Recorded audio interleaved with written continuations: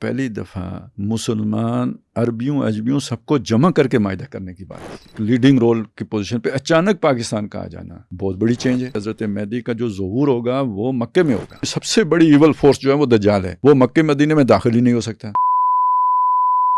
بسم اللہ الرحمن الرحیم۔ پاکستان ایک خدائی راز کی 19th ایپیسوڈ کے ساتھ آپ کی خدمت میں دوبارہ حاضر ہیں۔ ناظرین ہم بڑی اہم ایک گفتگو پچھلی نشست میں جاری کی رکھے ہوئے تھے، تو میں بغیر کوئی تمہید باندھے یا وقت جو ہے اس کو ضائع کیے بغیر ڈائریکٹ خالد صاحب کی طرف چلتا ہوں، کیونکہ وہ سلسلہ جو ہے وہ ایک کنٹینیوٹی چاہتا ہے۔ تو خالد صاحب، گزشتہ نشست میں آپ نے کچھ احادیث بیان کی جس میں آپ نے اشارہ کیا کہ جو یروشلم کے ساتھ جو لنک آپ نے اسٹیبلش کیا کہ پاکستان کا کچھ حدیثیں ہیں جن کی پیشن گوئی ہیں، جن میں کہ یہاں سے کچھ فوجیں جانی ہیں، کوئی لشکر جانے ہیں جنہوں نے جا کے وہاں پر جھنڈے گاڑنے ہیں، انہیں کوئی روک نہیں سکے گا۔ پھر آپ نے عرب کے اندر جو ہے کچھ ڈیولپمنٹس جو ہونی ہیں اس سے متعلق بھی آپ نے اس کو کچھ حدیثیں ہیں جس میں کہ آپ نے اسے لنک کرنا ہے، اپنے بتانا ہے آپ نے ہمیں کہ کس طرح پاکستان کی سگنیفیکنس ہے سعودی عرب کے ساتھ، مکہ اور مدینہ کے ساتھ۔ تو جہاں سے آپ نے سلسلہ جو ہے منقطع میں نے کیا تھا آپ کا، تو میں بغیر کوئی وقت ضائع کیے بغیر میں واپس آپ کو یہ حوالے کرتا ہوں مائک کو۔ جی، بسم اللہ الرحمن الرحیم۔ اچھا، اس میں ایک چیز یہ دیکھیں حالات کے اعتبار سے، یہ اب پہلی دفعہ ہو رہا ہے کہ اس مسئلے میں، یعنی یہ جو دیکھیں نا، جو باقی چیزیں اچھی ہوئیں یا بری ہوئیں اس کو ایک طرف رکھیں، معاہدہ اچھا ہوا یا غلط ہوا اس کو چھوڑ دیں، اس کا نتیجہ کیا نکلنا ہے اس کو بھی ایک طرف۔ اصلی جو اس چیز کی طرف دیکھنے کی بات ہے کہ پہلی دفعہ مسلمان عربیوں اجمیوں سب کو جمع کر کے معاہدہ کرنے کی بات کی گئی ہے۔ تو اس کا ایک تو پیغام یہ بہت واضح ہے، پتہ نہیں ان کو خود پتہ لگا یا نہیں لگا کہ اسے ایک عالم اسلام کے مسئلے کے طور پر لے لیا گیا۔ یہ اس سے پہلے یوں بات نہیں تھی۔ مذاکرات ہوں گے تو عربوں کے ساتھ ہوں گے، اب نہیں، اب آپ کے ساتھ ہو رہے ہیں۔ تو اس میں ترکی کو شامل کیا گیا، پاکستان کو شامل کیا گیا۔ تو اس کا مطلب، اور وہ جھنڈا بھی درمیان میں پاکستان کا رکھا گیا۔ تو یہ ایک یعنی بڑی عجیب قسم کی جو پیش رفت ہے اگر آپ اسے دیکھیں سفارتی سطح پہ، اور اس میں ایک لیڈنگ رول کی پوزیشن پہ اچانک پاکستان کا آ جانا بہت بڑی چینج ہے۔ تو اس اشارے کو سمجھیں، اس یعنی وہ جی آپ وہ جو مہدی والی ہے کہ وہ ایک رات میں اللہ تعالیٰ ان کی جو ہے وہ بدلے گا۔ اصل میں یہ چیزیں ہم نہیں گیس کر سکتے، ہم اپنے اس میں نہیں لا سکتے نا، اپنے تخیل میں، کیونکہ ہماری جو بھی تجربہ ہے دنیا کا یا ان چیزوں کو سمجھنے کا وہ بہت محدود ہے، وقت تھوڑا ہم نے دیکھا ہوتا ہے۔ یہ اللہ تعالیٰ کا سکیل ہی بہت بڑا ہے، اس میں یہ دن الٹتے پلٹتے رہتے ہیں۔ ہم سمجھتے ہیں کہ جو بس جس کو عروج مل گیا وہ اس کا عروج دائمی ہے، اور یہ خود ان کو بھی غلط فہمی ہو جاتی ہے، یہ دن بدلتے ہیں۔ یہ ہم نے کون سی کوئی اتنی بڑی پلاننگ کی تھی، مسلمانوں نے کوئی منصوبہ بنایا تھا کوئی یہ سارا، کہ جو آج پوری رائے عامہ پوری دنیا کی بدلی ہوئی ہے۔ یہ ہوتا ہے نا، اللہ تعالیٰ جب کوئی کام کرتے ہیں تو اس کے لیے حالات اس طرح وہ بدل جاتے ہیں، اور وہ ہمارے سامنے ہے، یہ کام مشاہدہ کر رہے ہیں۔ مطلب میں بھی اس کانٹیکس میں کر رہا تھا نا کہ اللہ کی اسکیم کے لحاظ سے کہ کوئی گراؤنڈ ریالٹیز کو دیکھتے ہوئے کوئی سمجھ نہیں آتی، لیکن اچانک ہی 10 مئی ہوا اور ایک ہی رات میں جناب سارا کچھ بدل گیا، پورا پرسیپشن ہی چینج ہو گیا۔ بلکہ یہ تو حضرت مہدی کے ساتھ بھی یہی ہونا ہے، یہ تو بہت سے لوگوں کے لیے مسئلہ بن جائے گا۔ وہ اس لیے میں کہتا ہوں مہدی کا حوالہ دے کہ اللہ تعالیٰ ایک رات میں وہ پہلے کچھ اور ہوں گے، ایک اور راتوں رات کچھ اور سے اور ہو جائیں گے۔ وہ ایک علیحدہ ایشو ہے سمجھنے کا، ہمارا موضوع نہیں ہے اس وقت۔ اصل میں ہم تو اور خدائی راز کو بیان کر رہے ہیں نا، کئی خدائی راز ہیں، تو اس وقت ہم ایک ملک کی حیثیت سے اسے دیکھ رہے ہیں۔ اچھا چلیں حضرت مہدی کی بات کر لیتے ہیں۔ میں سمجھتا ہوں کہ ان کی مدد کے لیے بھی جو لشکروں نے جانا ہے نا، تو وہ اسی علاقے سے جانا ہے، اور یہ بھی حضرت ثوبان رضی اللہ تعالیٰ عنہ بیان کرتے ہیں، اور یہ تو مشکات میں بھی اسے انہوں نے رکھا ہے، اور بہقی میں ہے، اور اس میں احمد میں بھی ہے، رواہ احمد اور بہقی میں، اور مشکات المصابیح میں بھی اس کو جگہ مل گئی ہے۔ یہ سلیکٹڈ حدیثوں کا مجموعہ ہے مشکات المصابیح۔ اور حضرت ثوبان بیان کرتے ہیں کہ رسول اللہ صلی اللہ علیہ وسلم نے فرمایا، جب تم خراسان کی طرف سے سیاہ جھنڈے آتے دیکھو تو ان کا استقبال کرو، کیونکہ ان میں اللہ کا خلیفہ مہدی ہوگا۔ اب اس کو پچھلی حدیثوں کے ساتھ جوڑ کے دیکھیں، اور خاص طور پہ حضرت مہدی سے متعلق جو تفصیلی روایات ہیں ان کو بھی ساتھ جوڑ کے دیکھیں، تو اس میں بات یہ بنتی ہے کہ حضرت مہدی کا جو ظہور ہوگا وہ مکے میں ہوگا، اور بلکہ وہ بہت طویل حدیث ہے، میں اس کا صرف متعلقہ حصہ آپ کو سنا دیتا ہوں۔ حضرت ام سلمہ جو ام المومنین ہیں رضی اللہ تعالیٰ عنہ، ایک خلیفہ کی موت پر اختلاف ہوگا، یہ بادشاہوں میں کوئی اختلاف ہوگا، خلیفہ سے مراد یہاں پہ جو نظام چل رہا ہے وہ ہے۔ پھر اہل مدینہ سے ایک آدمی بھاگتا ہوا مکہ پہنچے گا، کیوں بھاگے گا؟ بھائی اسے خطرہ ہوگا مجھے نہ بنا دے، تو وہ وہاں سے بھاگ کر مدینے آ جائے گا۔ اہل مکہ اس کے پاس آئیں گے اور اسے امامت کے لیے کھڑا کریں گے، اسے کہیں گے تو بن، یعنی اس خالی جگہ کو تو پر کر۔ وہ اس عمل کو ناپسند کرتا ہوگا، یعنی خود اس کی مرضی مہدی بننے کی نہیں ہوگی، یہ صورتحال ایسی بن جائے گی۔ اچھا جی،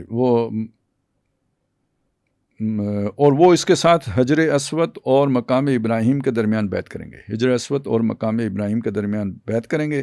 پھر شام والوں کی طرف سے اس کے خلاف ایک لشکر بھیجا جائے گا، یعنی پہلا لشکر حضرت مہدی کے خلاف جو آئے گا وہ شام سے آئے گا۔ یہ کچھ بہت سارے اشارات اس میں کچھ فل ان دی بلینکس بھی تو ہیں، مطلب یہ کچھ یہ جو اہل مکہ وہ کریں گے وہاں پر ان کے ہاتھ پر بیعت، کچھ اور روایات سے ہمیں یہ بھی تو پتہ لگتا ہے کہ دنیا کے مختلف علاقوں سے لوگ نکلے ہوں گے ان کی تلاش میں، پہلے سے وہ جو حالات ہوں گے ان کو دیکھتے ہوئے۔ وہ اب بھی لوگ جا رہے ہیں، یعنی بہت سے لوگ آج پر اس لیے جاتے ہیں کہ وہ سمجھتے ہیں کہ شاید اس سال ظہور ہو جائے۔ تو یہ ساری باتیں ہیں، اور اس میں اور بھی آپ کئی نتیجے نکال سکتے ہیں، کوئی یعنی غیر معمولی حالات ہوں گے، آرڈر نہیں ہوگا، امیر ہی نہیں ہے، ایڈمنسٹریشن وہ تو ہے، اس حدیث سے آگے نا کہ خلیفہ کی بادشاہ کی موت کے اوپر وہ مسئلہ پڑ جائے گا، مسئلہ پڑ گیا ہوا ہے۔ تو ایک جیسے طوائف الملوکی کی صورتحال ہے، میں اس ڈیٹیل میں نہیں جانا چاہتا، وہ ایک علیحدہ نقشہ بنتا ہے، اس سے اس وقت ہم صرف نظر کرتے ہیں۔ اصل میں وہ جو پوائنٹ تھا نا کہ وہ ان میں خلیفہ ہوں گے، وہ مہدی ہوں گے۔ میں ادھر آ رہا ہوں، میں یہ ایک چیز سمجھانا چاہ رہا ہوں، یعنی میں اس سے پہلے یہ بلڈ کر رہا ہوں کہ وہ خلیفہ مہدی ہوگا اصلاً کہاں پہ ہوں گے۔ تو مکے میں بہت کلیئر ہو گیا کہ وہ درمیان بیعت کریں گے، پھر شام والوں کی طرف سے اس کے خلاف ایک لشکر بھیجا جائے گا، جو مکہ اور مدینہ کے درمیان بیدا مقام پر زمین میں دسا دیا جائے گا۔ اب میں باقی روایت کو چھوڑ دیتا ہوں، بس اب یہاں تک بات سمجھ میں آ گئی، پس منظر معلوم ہو گیا، وہ مکے میں ظاہر ہو گئے۔ یہ جو بات ابھی ہم نے پڑھی تھی یہ کیا تھی؟ یہ بات یہ تھی کہ جی وہ جو لشکر آ رہا ہوگا خراسان سے، اس کو جب دیکھو اس کا استقبال کرو، کیونکہ اس میں خلیفہ مہدی ہوگا۔ اب اگر یہ بات کو اس طرح مانیں کہ جب یہ لشکر یہاں سے چلے گا تو خلیفہ مہدی اس کے بیچ میں ہوگا، تو وہ پہلی والی روایت کی جو ہے نا وہ رد ہو جائے گا۔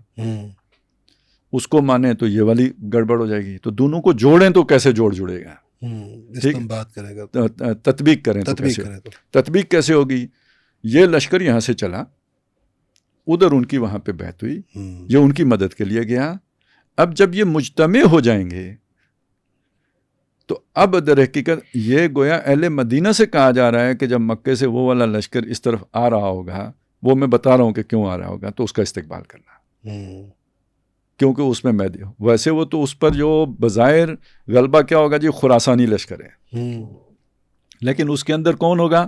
مہدی ہو، یعنی کہ تو مسبیت کے شکار نہ ہو جانا اس وقت، ہاں کہ وہ اس میں وہ ہوں گے، اور ان کا خیال کرنا۔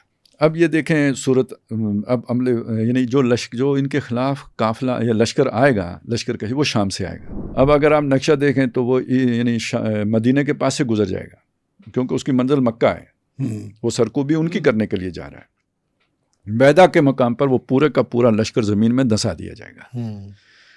اچھا، اب ایک اور روایت ہے جس میں یہ ہے کہ حضرت مہدی جب اس میں تو سرخرو ہوں گے، لشکر ختم ہو گیا، تو وہ جو پہلی لشکر کشی کریں گے وہ شامی کے علاقے میں کریں گے، وہاں تو یہ بھی تعین ہے وہ دمشق ہوگا، اور اس وقت دمشق میں مسلمان میسور ہوں گے، عیسائی فوجوں نے میسور کر رکھا ہوگا ان کو، وہ ان کی مدد کے لیے جائیں گے، تو وہ کہاں سے گزریں گے؟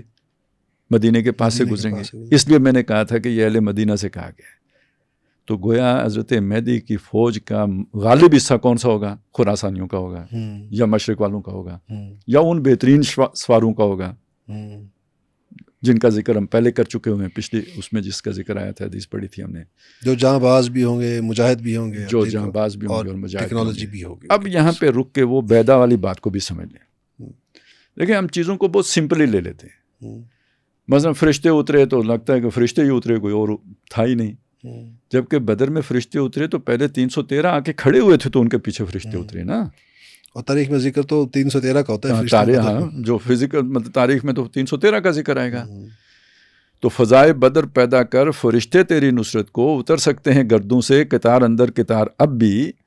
تو فرشتے تو قطار اندر قطار تب اتریں گے جب آپ فضائے بدر پیدا کریں گے. اب آ جائیں کہ مارے گا تو اللہ ہی انہیں دسائے گا. جیسے کنکریاں اللہ ہی نے ماری تھی ان کی آنکھوں میں، لیکن پھینکی محمد رسول اللہ نے تھی صلی اللہ علیہ وسلم. فما رمیت اذ رمیت ولکن اللہ رما. لیکن عالم اسباب میں آپ جب کہیں گے تو کس نے پھینکی ہیں؟ حضور نے پھینکی ہیں صلی اللہ علیہ وسلم. اسی طرح یہ جو اس کو قیاس کریں کہ اللہ دھنسائے گا تو عالم اسباب میں دھنسنے کا کوئی سبب بنے گا. تو بنے گا. وہ کیا سبب ہو سکتے ہیں؟ کوئی جنگی کارروائی. تو ایک لشکر، ایک فوجی دستہ یا کہہ لیں ایک فوجی یونٹ کہیں، بریگیڈ کہیں، جب وہ موو کرتا ہوا آ رہا ہے تو اب اس کا مطلب ہے اس کے اوپر کوئی دوسری فوج اٹیک کرے گی، اور اٹیک ایسا جان لیوا ہوگا کہ پورا لشکر آنے واحد میں ختم ہو جائے گا. یہ کس قسم کے ہتھیار کی طرف اشارہ ہو رہا ہے؟ کوئی ٹیکٹیکل ویپن ہوگا. سیدھی سیدھی بات ہے. اب یہ دیکھیے اسی طرح اللہ تعالیٰ موسیٰ کو اسی طرح تیار کرتا ہے. بلکہ اب میں یہاں پہ اگر مثال دوں حضرت داؤد علیہ السلام کی تو زیادہ مناسب ہو جائے گا. انہوں نے ایک گوپیا بنایا تھا. وہ گوپیا انہوں نے کوئی جالوت کو مارنے کے لیے تو نہیں بنایا کسی مقصد کے. اور جو پریکٹس کی تھی اس کو چلانے کی تو وہ بھی انہوں نے اس کے لیے نہیں کی تھی. وہ تو اپنی بکریوں کے تحفظ کے لیے انہوں نے سارا کچھ کیا تھا. لیکن آخری موقع پہ اس گوپیا نے کیا کیا کہ وہ استعمال ہوا جالوت کے خلاف. تاریخ میں وہ گوپیا جالوت کے حوالے سے امر ہو گیا. ہم نے انڈیا کے لیے بنائے تھے.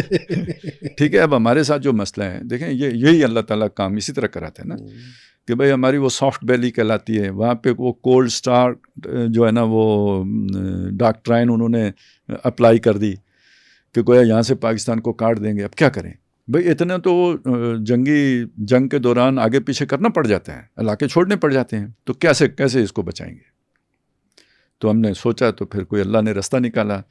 تو وہ ہمارے وہ شیخ رشید صاحب کہا کرتے ہیں جی ہمارے پاس پاؤ والے بھی بم ہوا کرتے ہیں. ٹھیک ہے. بعض کہتے ہیں جی توپوں کے گولوں کے ذات بھی استعمال ہو سکتے ہیں. یہ ہے نا وہ ٹیکٹیکل ویپن جو ایک خاص علاقے کو ہی نقصان، خاص ریڈیس کے اور ایک چھوٹی جو ہے نا جو بھی ایک تعداد ہے اس کو ختم کر دیتا ہے. وہ باقی علاقے کو کچھ نہیں کہتا.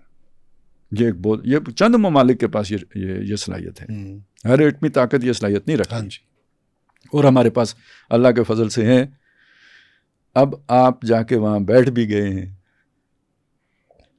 اور مکے اور مدینے کی حفاظت کے لیے بیٹھے ہیں. تو جب یہ مکے پہ اٹیک آئے گا تو کس کی ذمہ داری ہے اس کا راستہ روکنے کی؟ یعنی اس وقت کے معاہدے کے تحت بھی تو وہ تو آپ ہی کی ہے. تو پوٹینشیل بھی آپ کے پاس ہے، کیپیبل بھی آپ ہیں، معاہدہ بھی آپ کا ہے، عزلِ معاہدہ کام بھی آپ کو کرنا ہے. یہ اتنی بڑی بڑی نشانیاں ہمیں نہیں سمجھ آتی کچھ. اب اسی میں آپ دیکھیں کہ اس کا صاف مطلب کیا بنا کہ گویا یہ ایک جنگی کارروائی ہوگی جس کے نتیجے میں وہ لشکر جو ہے نا زمین میں دسایا جائے گا. اس کو آپ جان لیں، جوڑ لیں ان احادیث کے ساتھ کہ جس میں آتا ہے کہ یہ جو لشکر نکلیں گے کالے جھنڈوں کے ساتھ اور یہ جو ہے نا جائیں گے اپنے خلیفہ کی مدد یعنی مہدی کی مدد کرنے کے لیے جائیں گے. تو یہ مہدی کی مدد نہیں ہوگی. مہدی کی مدد خلاف آنے والے لشکر کو کس نے تباہ و برباد کرنا ہے یا کون کر سکتا ہے؟ کس کے پاس کون کیپیبل ہے اس کو تباہ کرنے کا؟ اور جس لشکر کا استقبال کرنے کے لیے کہا گیا جس میں خراسان والے ہوں گے یعنی جو شام کی طرف جا رہا ہوگا اور مدینے کے پاس سے گزرے گا، وہ کون سا ہے؟ تو یہ ساری اصل جب ہم وہ کہتے ہیں نا خدائی راز والی بات جب کرتے ہیں تو ظاہر ہے اس عالم اسباب میں کوئی زور بازو بھی چاہیے ہوتا ہے. جو آج کی دنیا کی جو ٹیکنالوجی ہے اس کے اعتبار سے کچھ نہ کچھ تو میچنگ چاہیے ہوتا ہے نا. چلیں 19-20 بھی نہیں کہتا میں، کوئی 3 اور 13 کا فرق یہ ہو سے چلے کچھ تو ہو کہ جس کے اوپر پھر وہ رکھ کر خدائی تدبیر جو ہے نا وہ روبہ عمل آئے. تو اس میں سارے انڈیکیٹرز بظاہر جو ہے نا وہ اسی طرف جاتے ہیں.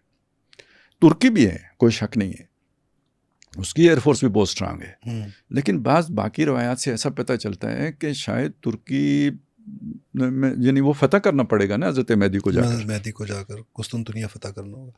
خاص صاحب ایک اور نقطہ میرے ذہن میں ابھی آیا، وہ یہ تھا کہ یہ مکہ اور مدینہ کا پیکٹ تو ہمارا 1982 سے ہے جی. یہ جو ابھی ریسنٹ پیکٹ ہوا ہے یہ تو پورے سعودیہ کے لیے ہوا ہے ہمارا. تو یہ بھی تو ہو سکتا ہے نا ہم یہاں سے مہدی کا سوچ کر ہی نہ گئے ہوں. ظاہر ہے ہمیں تو موسیٰ علیہ السلام نے بھی مکہ قتل کرنے کے ارادے سے نہیں مارا تھا. داؤد علیہ السلام بھی ویسے چلتے جو انہوں نے کہا یہ کیا لڑائی ہو رہی ہے، اور جب انہیں پتہ چلا تو انہوں نے کہا اس نام مختون کو میں قتل کروں گا. یہ یوں ہی ہوتا ہے نا. اسی لیے میں آپ سے کہہ رہا تھا مہدی بھی ایک رات میں اس کی اصلاح ہوگی. ٹھیک ہے نا. یہ اسی طرح موسیٰ علیہ السلام کون سا کوئی وہ جو ہے نا مدین سے جو واپس مصر کا سفر پہ گئے تھے تو اس لیے گئے تھے کہ میں فرعون کو جا کے دعوت دوں گا. صحیح. اسی طرح چلتا ہے. صاحب ایک اور روایت مطلب ہم وہاں پہنچ گئے نا، اب ہم پہنچے، ظاہر ہماری اپنی مجبوری ہیں ساری ہیں وہ لے کے گئی ہیں ہمیں. اور اب وہاں پہ پہنچنے کے بعد آخر میں ہوگا کیا، یہ وہ میں اشارے دے رہا ہوں. تو جب ہم راز کی بات کرتے ہیں تو اس دن کے لیے اللہ تیار کر رہے ہیں نا. اور بھی بہت سی باتیں ہیں جو خود ادھر مطلب وہ جو غزوہ ہند سے متعلق بات ہے وہی اصل میں مکے اور مدینے میں دجال سب سے بڑی ایول فورس جو ہے وہ دجال ہے. وہ مکے مدینے میں داخل ہی نہیں ہو سکتا. تو اب پھر وہی بات ہے کہ حدیثوں میں تو آپ کو وہاں پتہ چلے گا جی فرشتے حفاظت کر رہے ہوں گے، لیکن وہ فرشتوں کے آگے بھی تو کوئی کھڑا ہوگا یا فرشتوں کے پیچھے ہی چلیں صحیح، جو نظر آ رہا ہوگا کہ یہ ہے. تو وہ خواہ 82 سے اس کا معاہدہ ہو یا ابھی سے ہو، لیکن یہ کہ مکے اور مدینے کی حفاظت کے لیے بھی تو کوئی فوجیں کھڑی ہوں گی. چنے تو ہم ہی گئے نا. اور جو اپنی جگہ پہ بہرحال دجال بھی ان کے سامنے ٹک نہیں سکے گا. اور اسی طرح جو ہے نا وہ اب اس کی طرف اگر آپ آ جائیں جو غزوہ ہند سے متعلق بات ہے تو وہ بھی ایک ہی حدیث میں دونوں باتوں کا ذکر ہے. بلکہ وہی لشکر جو ہند میں سرفراز ہوگا، کامیاب ہوگا، اسی نے یروشلم بھی فتح کرنا ہے. وہی حضرت عیسیٰ علیہ السلام کے ساتھ شامل ہو کے قتال کرے گا. تو یہ بھی ایک پتہ دیتا ہے کہ یہ بھی جو ہے نا وہ ایک ہی وقت میں ہوگا یہ معاملہ بھی. یہ روایت آپ ٹیکسٹ پڑھ دیں گے اس روایت کا جو یہ غزوہ ہند والی ہے، اس میں جیسے یہ تو یوں محسوس ہوتا ہے جیسے کہ دو الگ لشکروں کی بات ہو رہی ہے، تو آپ اگر اس کو ایک میں ہی تطبیق کر رہے ہیں. ابو ہریرہ رضی اللہ تعالیٰ عنہ سے روایت ہے کہ رسول اللہ صلی اللہ علیہ وسلم نے ہمیں غزوہ ہند کی پیش گوئی فرمائی، اگر میں نے اس غزوے کو پا لیا تو اس میں اپنا جان و مال صرف کر دوں گا، پھر اگر میں اس میں مارا گیا تو میں افضل شہداء میں شمار ہوں گا، اور اگر زندہ واپس آ گیا تو پھر میں آپ کی پیش گوئی کے مطابق آگ سے آزاد ابو ہریرہ ہوں گا. یہ ایک روایت ہے. ایک روایت ہے یہ ایک ہے، اس میں تو ایک علیحدہ ہی معاملہ ہے، لیکن اور روایات بھی ایک اور روایت بھی ہے. ان النبی صلی اللہ علیہ وسلم قال اسبتان من امتی اخرجہم اللہ، میری امت کے دو گروہ ہیں کہ جن کو اللہ تعالیٰ دوزخ کے عذاب سے بچائے گا. اخذرہم اللہ من النار اصابۃ تغزو الہند، ایک گروہ وہ ہے جو ہند سے جنگ کرے گا، و اصابۃ ایک اور گروہ ہے، اب یہ جہاں پہ علیحدہ علیحدہ ہو گئے، تکون مع عیسیٰ ابن مریم، جو عیسیٰ ابن مریم کے ساتھ ہوگا، جنگ کرے گا علیہ السلام، تو ان کے ساتھ مل کے جنگ کریں گے. اب عیسیٰ ابن مریم کس کے خلاف جنگ کریں گے؟ یہ دلچسپ بات ہے. وہ آپ اگر ان کو دیکھیں نا جو اس وقت کرسچنز ہیں تو وہ تو اینٹی کرائسٹ کے خلاف جنگ کریں گے. ہم بھی کہتے ہیں اینٹی کرائسٹ کے خلاف جنگ کریں گے، وہ سمجھتے ہیں اینٹی کرائسٹ مسلم ہوگا. یہاں سے وہ مرزا صاحب ہمارے پھنس گئے تھے نا لیکن وہ یہ تو سمجھتے ہیں نا کہ جو دجال ہوگا وہ مسلمان ہوگا، یہ ان کا ماننا ہے. اور ہم مسلمان کیا سمجھتے ہیں وہ کون ہوگا؟ یہودی ہوگا. تو وہ عیسیٰ علیہ السلام کی جنگ گویا اس یہودی لیڈر کے خلاف ہوگی. مرکز کہاں ہے اس کا؟ اسرائیل ہے اس وقت. بلکہ روایات میں یہ بھی ہے نا مقام لد پہ جا کے اسے قتل کریں گے. وہ لڈا شاید ان کا کوئی وہ جو ہے نا ایئرپورٹ بھی تھا، ایئر بیس تھی. تو یہ تو ہو گیا نا عیسیٰ علیہ السلام کا معاملہ جو ادھر ہوگا. تو یہ ادھر جو ہے نا ہند والا معاملہ الگ ہے، یہ تو مشرقی فوجیں لڑیں گی. ویسے یہ کشمیر اور فلسطین کا مسئلہ اکٹھا ہی ہے. مطلب یہی ہے نا سر کہ ہمارا ایک اب جیسے پیکٹ ہو گیا، ہماری کچھ فوج نے ادھر بھی تو جا کے بیٹھنا ہے نا، ایک گروہ نے ہمارا ایک دستے ادھر جا کے بیٹھے گا. نہیں اور روایت بھی ہے. اب یہ تو پورا خزانہ مل ہی گیا نا. اچھا اس میں یہ ہے جی تمہارا ایک لشکر ہندوستان سے جنگ کرے گا، اور اللہ ان مجاہدین کو فتح دے گا، حتیٰ کہ وہ حکمرانوں کو بیڑیوں میں جکڑ کر لائیں گے، اللہ ان کی مغفرت فرمائے گا، پھر جب وہ واپس لوٹیں گے تو ابن مریم کو شام میں پائیں گے۔ اب بتائیں، وہ پہلی حدیث کے ساتھ جوڑیں تو یہ ویسے جنگیں دو علیحدہ علیحدہ ہیں، مجاہدین ایک ہی ہیں، اور یہ سارا وہ جڑ جاتی ہیں ان حدیثوں کے ساتھ جو ہم نے پہلے پڑھی تھی، یعنی اس میں نیوکلس کی حیثیت جو ہے نا اسی فوج کی کوئی بنتی ہے۔ صحیح۔ اچھا جی، تو حضرت ابو ہریرہ رضی اللہ تعالیٰ عنہ نے فرمایا، یعنی اس کے یہ جب حضور نے بتایا تو انہوں نے فرمایا کہ وہ غزوہ پایا تو اپنا نیا اور پرانا سب مال بیچ کر اس میں شرکت کروں گا، جب ہمیں اللہ فتح دے گا تو ہم واپس آئیں گے اور میں ایک آزاد ابو ہریرہ ہوں گا جو شام میں آئے گا تو وہاں عیسیٰ ابن مریم سے ملاقات کرے گا۔ اچھا، یہ اب ایک نئی بات کھل گئی، ابو ہریرہ کہاں ہیں جی؟ سعودیہ میں۔ ٹھیک ہے، اب ہمارا پیکٹ کیا ہوا ہے؟ ایک دوسرے کی مدد۔ تو اگر ہمارا ادھر جھگڑا کھلتا ہے تو سعودیہ کو ابو ہریرہ کے بھائیوں کو یا بیٹوں کو آنا پڑے گا نا۔ اب تو یہی ہوا نا کہ ہماری جنگ ان کی جنگ ہے، ان کی تو جنگ جب واپس جائیں گے تو اچھا جی، یہ ایک اور روایت ہے، اس میں حضرت کعب رضی اللہ تعالیٰ عنہ سے روایت ہے کہ فرماتے ہیں کہ بیت المقدس کا ایک بادشاہ ہندوستان کی طرف ایک لشکر روانہ کرے گا، وہ اس کو فتح کریں گے، پس مجاہدین ہند کی سرزمین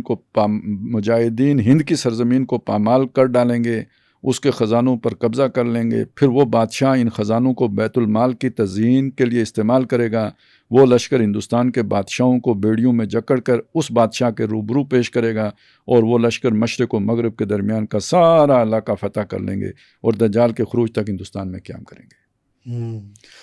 اب یہ اصل میں ہوتا یہ ہے کہ جو مستقبل کی چیزیں ہوتی ہیں نا، یہ ان کو یاد رکھنا، ان کا صحیح طرح سے فہم حاصل ہونا یہ مشکل ہوتا ہے۔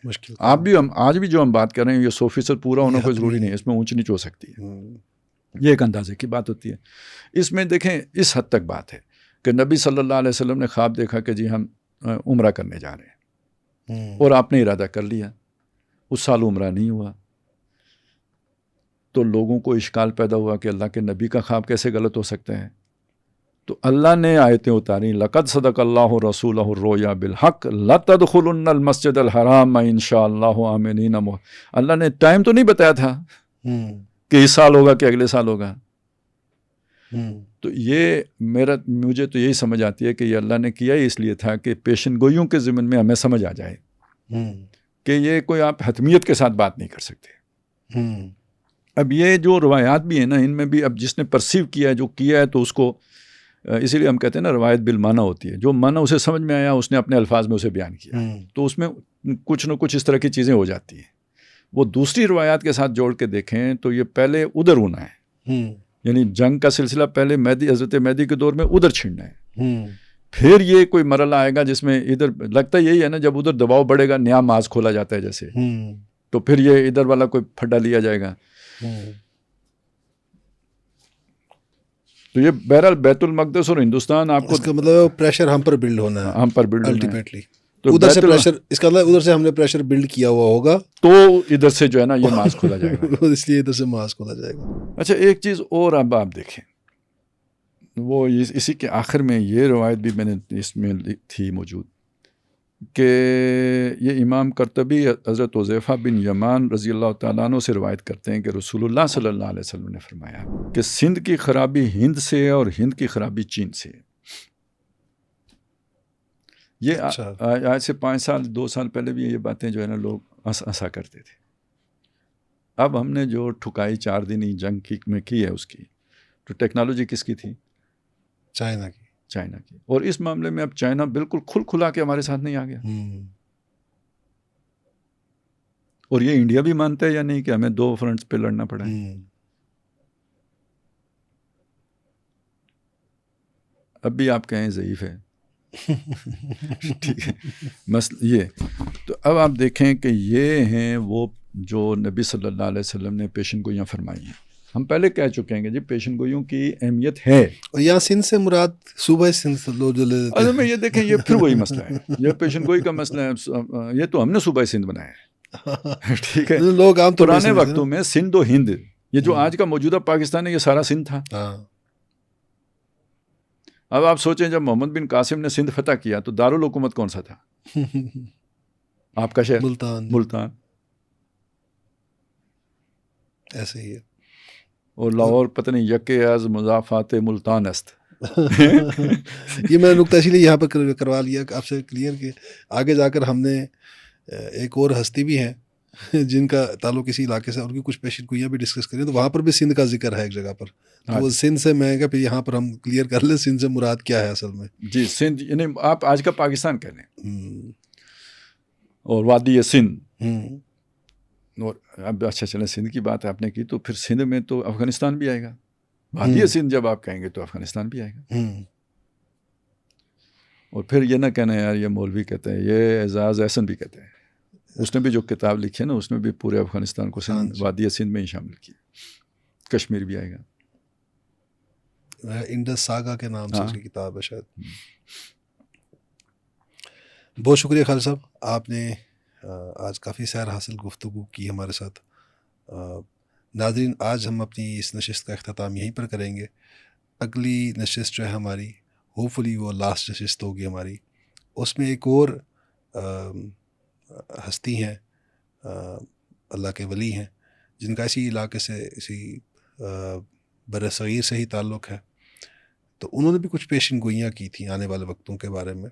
تو تھوڑا سا ان کے اوپر ہم تھوڑا سا اس کو بھی دیکھیں گے کہ آنے والے وقت میں پاکستان کے بارے میں انہوں نے کیا پیشن گوئیاں کی تھیں. تب تک کے لیے اجازت دیجیے. اللہ حافظ.